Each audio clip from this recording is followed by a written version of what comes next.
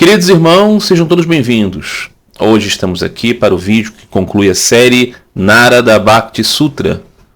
Vídeo que vamos completar, não é? Esses 84 aforismos. Não é? Estamos aqui hoje para ler a partir do 71 até o 84. Como eu digo sempre, né, desde o início dessa série,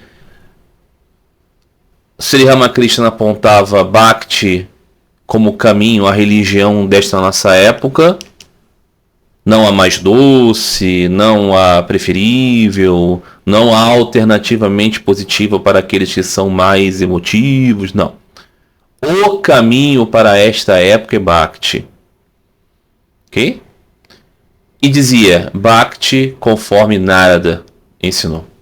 Então, o Narada Bhakti Sutra passa a ser um livro essencial para aqueles que têm respeito pelas palavras de Sri Ramakrishna. Não é verdade? Então estamos aqui nessa série dando vazão a esta percepção de que Sri Ramakrishna indicou que Narada sabe das coisas. Ok? Então temos tido, né, insights em todos esses vídeos, né, apontamentos muito práticos de como podemos orientar a nossa mente e, sem dúvida nenhuma, dar prioridade ao nosso coração espiritual e um modo de viver que nos faça caminhantes do caminho de Bhakti Yoga.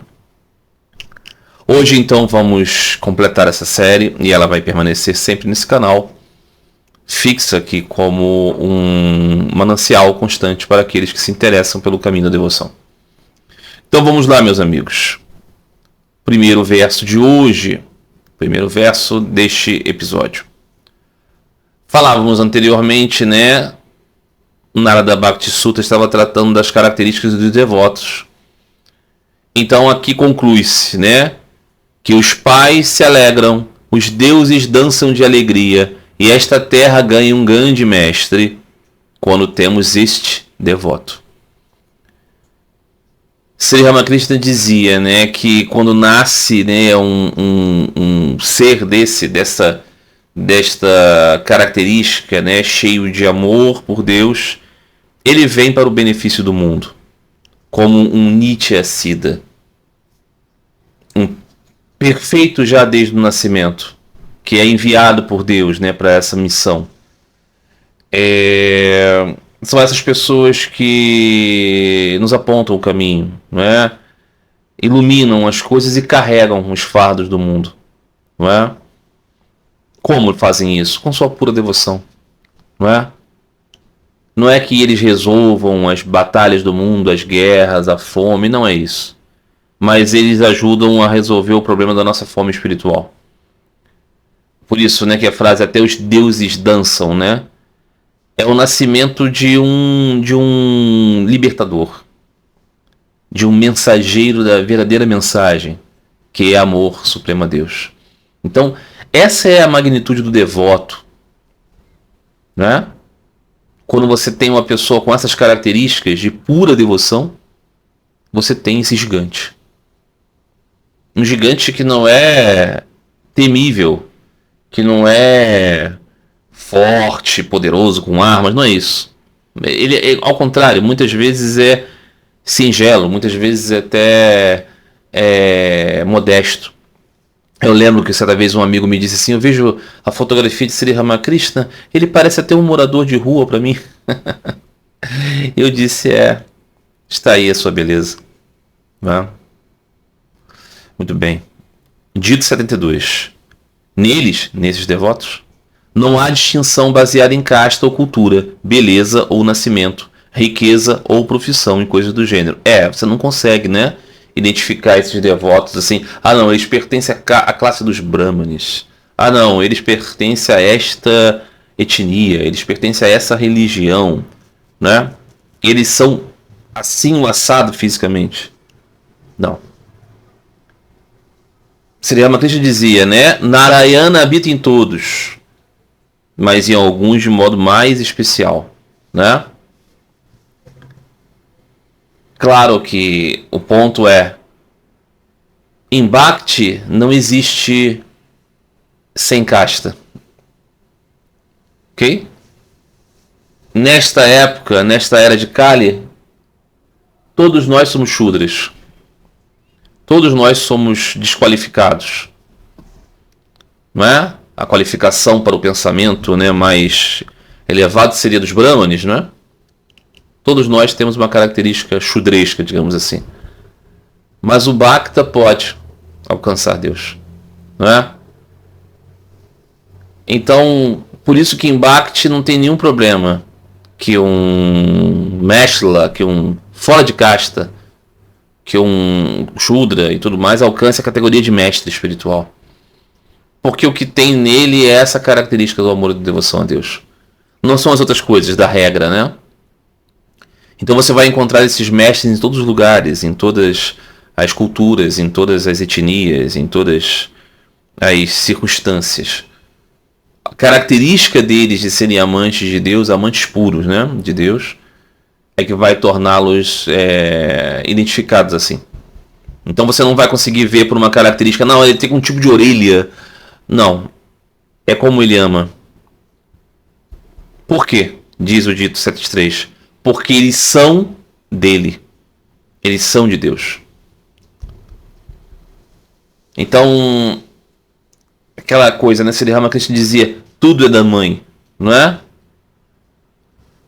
O devoto pleno, o devoto puro, ele tem essa marca, né? Ele reconhece tudo como de Deus. E por isso que ele é verdadeiramente, né, igual com todos. Aquela história que Sri Ramakrishna dizia, né? O sadhu que pisou sem querer no pé de um malvado, o malvado bateu muito nele, deixou ele inconsciente. E aí os outros, seus discípulos foram pegá-lo e cuidaram dele, falaram, sadhu, quem foi que bateu em você, né, servindo a ele um copo de leite? E o sadhu disse, o mesmo que me serve leite agora. Não era porque era a mesma pessoa, é porque ele estava vendo o Senhor através de todas as suas máscaras, né? Então, esse alcançou aquele ego maduro, né, que Sri Ramakrishna dizia, madureza do ego é saber que tudo pertence a Deus, que nós somos seus instrumentos. Então, esses são de Deus, são instrumentos de Deus. Não é que eles não... Veja, esse ponto, né, é tão difícil às vezes de entender. Não temos escolha, não temos livre-arbítrio, não temos liberdade. Estamos o tempo inteiro escolhendo. Mas o que acontece com o devoto? É que o devoto ele se coloca tão na mão de Deus que ele não consegue realizar algo que seja contrário ao bem. Não consegue realizar nada que não seja sátivico, porque ele é um instrumento. Consciente disso, né? Ele é uma ferramenta na mão do Senhor. Então é claro que as suas escolhas são escolhas sempre puras e santas. Não é? Porque ele abriu mão do seu ego imaturo. Aforismo 7.4. Não é apropriado que alguém entre em controvérsia sobre Deus ou outras verdades espirituais ou sobre méritos comparativos de diferentes devotos. Isso, Sri Ramakrishna se torna muito conhecido por indicar isso, né? Que são muitos caminhos, né? A meta é uma só, né? Ele falava, né? Não importa muito como que você entra dentro da casa, né? Pode ser pela porta da frente, pode ser pela janela, pode ser até pela chaminé. O importante é que você entre, né? Então ele não estava dizendo que todas as religiões eram iguais, ele estava querendo dizer que a prática piedosa, o verdadeiro anseio por Deus, poderia ser desenvolvido em vários caminhos. Então ele dizia, não é que as religiões sejam iguais e que você não possa achar que aqui e ali existe erro. Deus vai corrigir. Em cada lugar, se existe devoção verdadeira. Então não vale a pena, né, você ficar nessa, né, de caracterizar, né, uma religião superior a outra. Esse é um estado inferior, né, da via, né, de cada aspirante espiritual. Que ele precisa entender isso, né? Respeito por todos os devotos, seja qual for o caminho que eles tenham encontrado. Deus é muito grande, não é? 7.5. Pois há muito espaço para a diversidade de ponto de vista, e nenhuma visão baseada apenas na razão é conclusiva por si só. Claro, não é? Sri Ramakrishna falava muito disso, né? De uma doença seca, né? Desta análise, desses critérios, né? Que ignorava, né, o poder profundo do mistério divino. Deus está além da razão, está além da mente, né? Ele é acessível apenas pela experiência direta que é realizada por anseio por Ele e pela graça do Senhor, né? Tacur dizia isso, o Senhor é como uma criança, tem uma boneca na mão, alguém diz para ela, olha, eu vou te dar tudo. Ela diz, não, não vou. Se você me der a boneca, ela diz, não vou. Mas aí chega alguém que ela quer dar, ela entrega por nada. Então a graça de Deus é o ponto fundamental aqui. E Deus vai derramar a sua graça naquele que tiver esse anseio profundo, né? Então o anseio profundo pode ser encontrado em vários campos, em várias religiões, com certeza. A gente conhece tantas histórias lindas e maravilhosas de devotos de todas as colorações religiosas, não é? Todas as épocas, todas as circunstâncias. Os exemplos os mostram tão parecidos como se fossem de uma família só, a família dos devotos de Deus, não é? Os ensinamentos das Escrituras que tratam do amor e da devoção a Deus ainda podem ser discutidos e meditados, e práticas espirituais que despertam a devoção ainda podem ser realizadas. Ou seja, quando você estiver então considerando a leitura divina, escolha aquelas que são sobre devoção e amor a Deus. Sri Ramakrishna dizia isso muito claramente, né? Você quer ler alguma coisa? Lê a vida de Sri Chaitanya, porque ela desenvolve devoção, né? Bhagavata Purana, não é? E as práticas, né? Cantar o nome de Deus, né? Ouvir as suas glórias, companhia dos santos, né? Então, sobretudo, ao repetir o santo nome de Deus, tudo será alcançado por isso. Então ele dizia, algum tipo de estrito senso, né? De ritualismo e tudo mais, isso vai perdendo o sentido quando você vai avançando em fervor a Deus. Mas sempre Thakur repetiu o nome de Deus. Sempre saudou os santos. Sempre se prostrou diante do Murti. Por quê? Não era mais uma obrigação, era simplesmente a manifestação do seu constante, não é? Anelo com o divino. 7.7.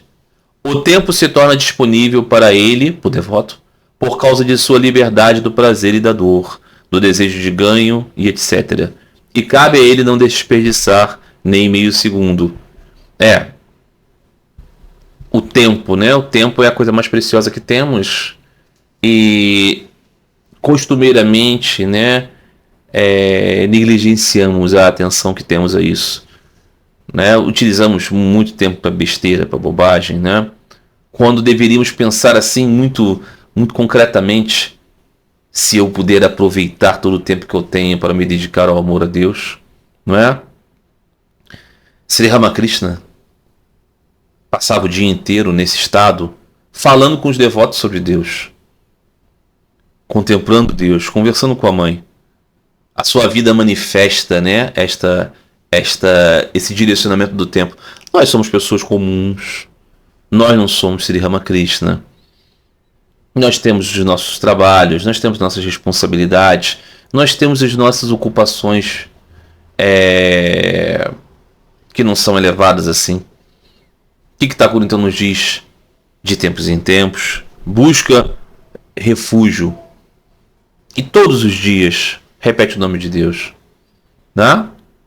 Então a gente vai aumentando o nosso anseio. É o nosso anseio que vai fazer regular o nosso tempo. Ao mesmo tempo, precisamos, ainda que não tenhamos anseio, criar algum modo de aumentar o tempo qualificado para a memória de Deus. 7.8. Ele deve cultivar a preservar virtudes como a não violência, a verdade, a pureza, a compaixão, a fé em realidades espirituais superiores e semelhantes. Claro. Impossível, né? Que tenhamos afeição, amor pelas coisas divinas e sejamos brutos, e sejamos malvados, e sejamos violentos, né? Na Bíblia, no Novo Testamento, nós temos esse exemplo, né? Como muitas vezes as pessoas muito rigorosas eram pessoas duras. O que é a analogia, né, daquele publicano e do fariseu que foram ao templo do Senhor Jesus nos conta? Ele dizia, né? Aquele fariseu era muito correto em tudo, e ele olhava para Deus e dizia, que bom eu sou. Agradeço por você me ter feito tão perfeito. Não me fez como aquele ali. Enquanto aquele lá, que era o cobrador de impostos, que vivia de um modo não limpo perante o conceito da própria religião, batia no peito e dizia: ó Deus, eu sei que eu sou imperfeito, eu sei que eu sou falho, tem misericórdia de mim. Então a oração daquele alcançou Deus, não é? Então as virtudes, né? É claro que o ponto é buscar aqui, né? Do Narada Bhakti Sutras, buscar melhorar, né? Ser verais, né? Sri Ramakrishna dizia, né? A austeridade de nossa época, a tapácia de nosso tempo é ser verdadeiro. Numa época da pós-verdade, como vivemos aqui, nesta fase tão terrível da Kali Yuga. Pureza, numa época onde reina Kami Kanchana, luxúria e ganância. Compaixão, quando somos tão levados, né, ao ódio. Fé em realidades espirituais superiores, quando somos tão embotados, somos tão orgulhosos do nosso conhecimento, somos tão sempre prontos para ridicularizar as possibilidades amplas das maravilhas de Deus. Então essas características, né, desenvolvidas, são as características próprias de Sri Ramakrishna, né? Que dizia: se você vê alguém ali com um problema na perna, seja suave em tratar disso e abordar esse tema, não é? Você não pode descuidar, não é? Em ofender os outros. 79. Somente o Senhor, que é o repositório de todas as qualidades abençoadas, deve ser adorado sempre por Ele, livre de toda preocupação e inquietação em todos os aspectos de sua vida. Thakur dizia: quando o amor por Deus toma o nosso coração, o mundo desaparece. Ele dizia, né? Buscar adorar a Deus e servi-lo nas coisas do mundo. Quando a vida toda se torna uma oferenda, né? Livre de inquietações. Só podemos fazer isso quando se ama o Senhor. Por isso que não é possível inverter, né? Eu vou me tornar um karma yogi, então não. Você vai se tornar um amante de Deus e você vai se tornar um karma yogi como consequência. Então, o que é idolatria? Será que ter idolatria é ter a fotografia de Sri Ramakrishna? Será que ser idólatra é ter o ícone do Senhor Jesus? Será que ser idólatra é ter a imagem da Virgem Maria? Não. Ser idólatra é buscar qualquer coisa que não seja Deus como seu maior amor. Há algum tempo atrás, uma pessoa me escreveu dizendo assim: volte ao seu primeiro amor. Ela estava querendo que eu voltasse a pertencer a uma igreja do cristianismo. E eu fiquei pensando: o primeiro amor nosso é a nossa fonte, é Deus. Então eu agradeci a sua exortação. Devemos sempre voltarmos para Deus, não é? Adorá-lo sem desejo de nenhuma retribuição. Dons, livrar-nos do inferno, fazer com que não venhamos a nascer mais desse sansara. Onde está o sansara se somos devotos? Quando esse mundo se torna uma oportunidade de cantar os nomes e as glórias de Deus, do que estamos reclamando? Não é? Sendo assim glorificado, ele, o Senhor, se manifesta e abençoa seu devoto com o conhecimento dele. Thakur dizia isso, né? Deus é atraído pela devoção, não é? Quando o devoto, né, dizia Thakur, né, como ele ligava-se, né, a Deus pelo santo nome, né, na Japamala, como se fosse uma corda a qual você ia encontrando Deus no fundo do oceano. Dizia, né? Deus é amarrado pelo amor do devoto. Aquela imagem que temos, né, da mãe Yashoda amarrando o bebê Krishna, porque ele era muito levado, né? Conseguia amarrá-lo apenas porque ele deixava, porque ele era seguro pelo seu amor, né? Então, a bênção do Senhor na nossa vida, né? Chega a nós quando alcançamos esse amor, Sri Ramakrishna dizia, quando um servo quer receber o seu mestre, um rei, e ele começa a preparar a casa dele com uma série de coisas bonitas, limpeza, arrumação, mesmo que ele seja simples. E aí o rei lá longe fica sabendo que o servo está fazendo todos esses esforços, todos esses arranjos, e aí ele chega, pega alguém da sua comitiva e manda coisas bonitas para casa do servo, diz assim, ajuda ele a arrumar para a minha chegada. Significa dizer que quando começamos a adornar, embelezar o nosso coração, Deus também nos manda presentes para que venhamos a perceber que Ele está vindo. Ou seja, começamos a receber graças de Deus que nos dão a certeza de que estamos em comunhão com Ele. Não é? Somente o amor pela verdade absoluta e eterna é o maior. Este amor de fato é o maior.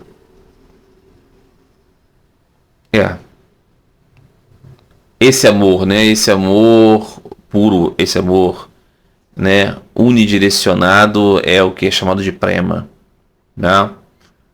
Um amor que não quer trocas, né? É o amor pelo amor. Este é o amor que podemos dizer meta da vida humana. Temos um coração e sabemos que a vida não tem nenhum sentido se não tivermos amor, não é? Mas o amor pelas coisas desse mundo, ele é perecível. Porque esse mundo é perecível. Então todo o amor que temos pelas coisas desse mundo é uma cópia, é um vislumbre, é uma amostra grátis do amor verdadeiro que podemos ter por Deus e que torna a nossa vida realizada, né? Então o único amor realmente buscável é esse amor por Ele, pelo Senhor, que é a verdade suprema. Isso não significa dizer que não vamos, né, sermos agradáveis e bons uns com os outros. Não vamos manifestar nosso carinho pelos nossos queridos. É claro que vamos. Mas a gente deve saber que verdadeiramente a menina do olho é o Senhor. Bhakti, ou amor divino, embora em si mesmo seja apenas um, se manifesta nas seguintes 11 formas diferentes. Não é? As várias manifestações, né, de relacionamento, né, de formas de adorar e de relacionamentos, né, as várias bhavas. Sri Ramakrishna expressava isso na sua própria vida, né, várias fases, né, e falava, né, expressava muito claramente essa questão, como os modos de amar a Deus são tão variados, ainda que o próprio Senhor seja um, que a nossa alma eterna seja uma, existe essa pluralidade de jeitos, não é? Caracterizando, né, aquela verdade espiritual que existe diferenciação e igualdade eternas entre o Senhor e cada alma, e entre cada alma e cada alma. Somos muito variados, né? Então existe a Mãe Yashoda, e existe Arjuna, e existe as Gopis de Vrindavan, né? E existe Hanuman, né? E existe tantos outros, né? Quantos tipos diferentes de devoto do Senhor, cada um com uma bhava. Vamos dizer que eles são menos ou mais? Não. Vamos dizer que todos eles são conduzidos por um amor profundo, cada um de um jeito, não é? Assim, os professores de Bhakti declaram unanimemente, sem o menor medo da crítica pública. É verdade. Essa é uma característica, né? A indicação profunda de que esse é o caminho, né? E como fazem isso? Fazem isso se mostrando bobos para o mundo, se mostrando tolos para o mundo, se mostrando infantis para o mundo, né? Isso não é uma coisa muito elevada, né? Não é uma coisa muito filosófica, né? Amor, piedade, devoção, lágrimas. Isso não é assim uma coisa muito, né, charmosa, né? Isso não ganha, né, grande respeito. Sri Ramakrishna apontava quem? Narada, Hanuman, Uddhava, Radha, Tukaram, Prahlada Maharaj. Esses são os exemplos, né, que Sri Ramakrishna dava. O que eles tinham? Profundo amor, não é? Rendido e absoluto ao Senhor.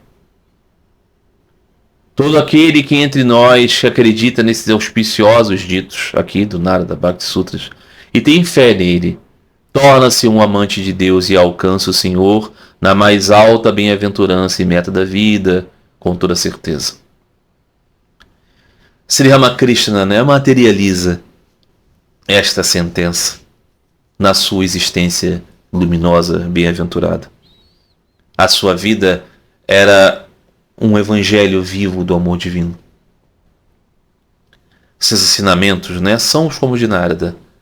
Eles conduzem diretamente à bem-aventurança do amar a Deus e ver Deus, de ter esse anseio sem nenhum tipo de escaramuça, que tudo é amar o Senhor. Então, na conclusão desse Narada Bhakti Sutras, qual é a sentença, qual é a orientação de todos esses 84 sutras? Qual é o âmago da coisa? É que verdadeiramente não existe nada que possa ser comparado ao amor a Deus. Nada que possa ser nem parecido. E é por isso que este é o único caminho, não é? Para sermos felizes, quando entendermos que é porque somos parte de Deus que tudo isso faz todo sentido, não é?